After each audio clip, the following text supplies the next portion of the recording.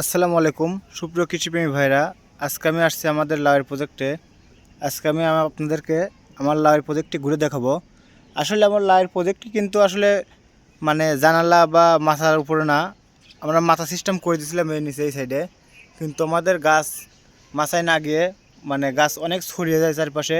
ফলে আমাদের গাছটা আমাদের একটা পরিত্যক্ত টিনের চালের উপর উঠে পড়ে এবং দেখা যাক এখান থেকে উঠে আমাদের গাছে এত পরিমাণ লাউয়ের জালি আসছে আর এত পরিমাণ লাউ আসছে যা কল্পনার বাইরে। আমি আজকে আপনাদেরকে ঘুরিয়ে সেই আমার গাছের লাউয়ের জালি যেগুলো আছে সেগুলোই দেখাবো আর লাউ দেখাবো, মানে কি পরিমাণ লাউয়ের জালি আসছে আমার গাছে, আমি কি রকমভাবে এই লাউয়ের জালি এত আসছে এবং ঝরে পড়া থেকে কীভাবে রোধ করে সেগুলো আলোচনা করব। তো দেখতে থাকুন। দেখেন আমার লাউয়ের গাছের জালি, মানে যতদূর চোখ যায় শুধু জালি আর জালি। দেখেন কত শত শতর মতো জালি আছে, যে সাইডে আছে দেখেন, এই যে এই সাইডেও জালি আছে, যে এই সাইডে জালি আছে, এই দেখেন এই যে এই সাইডে জালি আছে, মানে চতুর্পাশেই জালি। এই যে একটা বড় লাউ আছে। তবে আমার লাউর প্রজেক্ট থেকে আমি পর্যাপ্ত পরিমাণ লাউ চাষ করেছি, মানে পর্যাপ্ত পরিমাণ লাউ আমি হারভেস্ট করেছি। তো আমি আজকে আপনাদেরকে ঘুরে ঘুরে শুধু দেখাবো আমার লাউয়ের মানে প্রজেক্টটা ঘুরে দেখানোর জন্য আমি কিন্তু আপনার চালের উপর উঠেছি। দেখেন,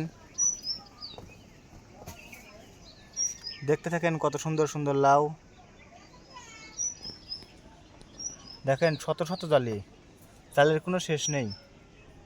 দেখেন, তবে এর মধ্যে থেকে কিন্তু অনেক জালি নষ্ট হয়ে যায়। দেখেন আমার পাশে একটা নষ্ট জালি আছে, আমি আপনাদের এর মাধ্যমে দেখাই।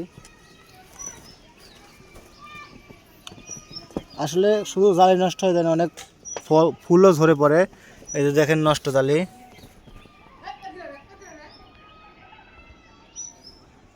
দেখেন আমার গাছের জালি নষ্ট হয়ে যাচ্ছে, মানে এরকমভাবে জালি আসলে কিন্তু সব জালি টিকে না, অনেক জালি নষ্ট হয়ে যায়, অনেক জালি পচে যায়, আবার অনেক ফুলও কিন্তু নষ্ট হয়ে যায়।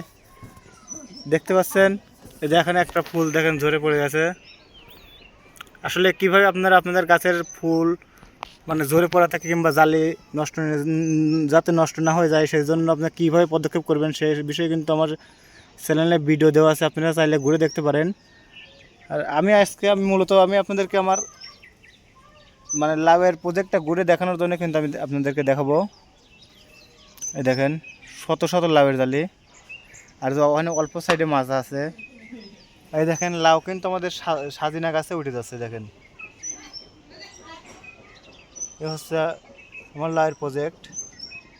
তবে আমার যে পর্যাপ্ত পরিমাণ জালি আসে প্রত্যেক জালেই যদি টিকে থাকতো কিংবা জাল নষ্ট না হতো তাহলে আমরা লাউ এত পরিমাণে হারভেস্ট করতাম আপনাদেরকে আসলে বলে বোঝানো সম্ভব না। তো লাউ সম্পর্কে আরও অনেক ভিডিও আমার চ্যানেলে দেওয়া আছে, আপনারা চাইলে দেখে আসতে পারেন। ধন্যবাদ সবাইকে।